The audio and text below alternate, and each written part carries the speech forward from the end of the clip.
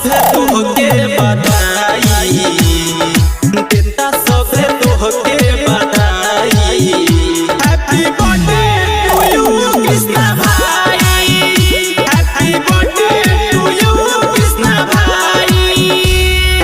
खुशियों के केक कटाई, खुशियों के केक कटाई।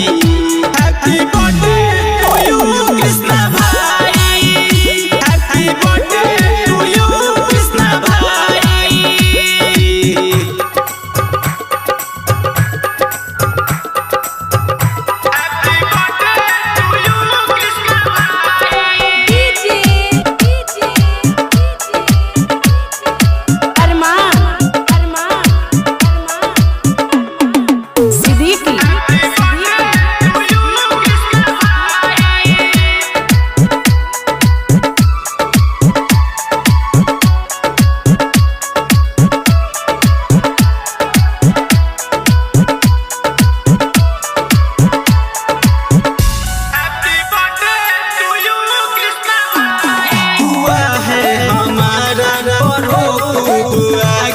हमारी उम्र भाई तुमको है लागे,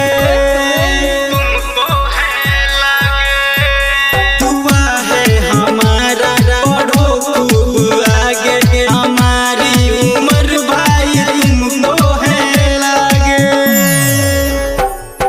12 वाला केक कटाई, 12 वाला केक कटाई। Happy birthday to you Krishna भाई, happy birthday to you Krishna भाई। खुशियों के केक कटाई, खुशियों के केक कटाई। Happy birthday to you Krishna भाई, happy birthday to you Krishna भाई।